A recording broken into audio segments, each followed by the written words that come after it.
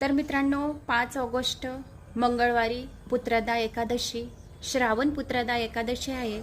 तर सर्वांनी मंगळवारी येणारी एकादशी खूप वर्षात आलेली आहे ही।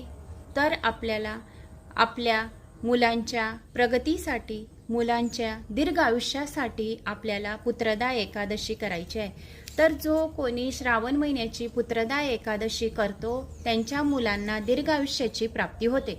जर तुम्ही 24 एकादशी मधून एक पण एकादशी करत नसणार, पण तुम्हाला श्रावण पुत्रदा एकादशी 5 ऑगस्टला आपल्या मुलांच्या मान प्रतिष्ठेत, आपल्या मुलांच्या इच्छासाठी तुम्हाला ही एकादशी नक्की करायची। याच्याने मुलांना दीर्घ आयुष्याची प्राप्ती होईल। हा व्हिडिओ जास्तीत जास्त जणांना शेअर करा, म्हणजे ते सुद्धा आपल्या मुलांसाठी करतील। मुलगाच पाहिजे असं नाही, मुलींसाठी पण, मुलगी असेल ज्यांना, त्यांनी मुलींसाठी सुद्धा दीर्घ आयुष्यासाठी ही एकादशी करावी।